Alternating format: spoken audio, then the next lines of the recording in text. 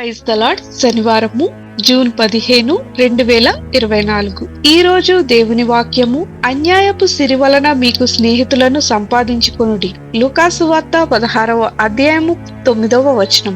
ఇతరులలో పెట్టుబడి పెట్టడం. ఒక సంస్థ వాళ్ళ తయారు చేసిన ఆహార పదార్థాలను కనీసం 10 అయినా కొనుగోలు చేసిన వారికి 1000 మైళ్లు విమాన ప్రయాణం ఉచితంగా కల్పిస్తారని వెల్లడిపరిచారు.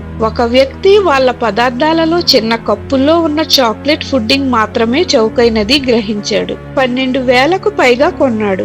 $3,000 గోల్డ్ మెంబర్షిప్ మరియు తనకు, తన కుటుంబమునకు జీవిత కాలమంతా ఉచితంగానే విమాన ప్రయాణం చేసే అవకాశాన్ని పొందుకున్నాడు. కొనుగోలు చేసిన చాక్లెట్ ఫుడ్డింగ్ విరాళముగా ఇచ్చినందుకు $800 పన్ను మినహాయింపబడినది.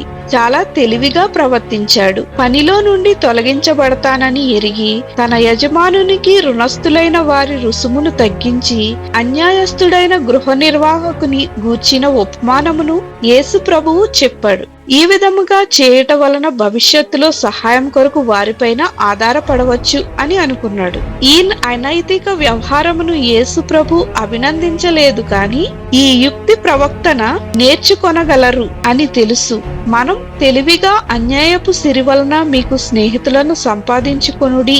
ఎందుకనగా ఆ సిరి మిమ్మును వదిలిపోవునప్పుడు వారు నిత్యమైన నివాసములలో మిమ్మును చేర్చుకొందురని మీతో చెప్పుచున్నాను అని యేసుప్రభు చెప్పాడు. ఫుడ్డింగ్ వ్యక్తి 25% ఫలహారాలను విమాన ప్రయాణాలుగా మార్చినట్లుగా మన లోక సంపదని నిజమైన ధనమును పొందేందుకు ఉపయోగించవచ్చు. ఈ సంపదలు ఏమిటి? యేసు చెప్పారు, పేదలకు ఇవ్వండి మరియు మీరు మీకు కలిగిన వాటిని అమ్మి ధర్మము చేయుడి. పాతగిలని సంచులను పరలోకమందు అక్షయమైన ధనమును సంపాదించుకొనుడి. అక్కడికి దొంగ రాడు, చిమ్మెట కొట్టదు. మన పెట్టుబడి మనకు రక్షణను సంపాదించదు, కానీ అది ధృవీకరిస్తుంది. మీ ధనమెక్కడు ఉండునో అక్కడనే మీ హృదయము ఉండును. మీ దాతృత్వం ఎందుకు పెట్టుబడి అవుతుంది?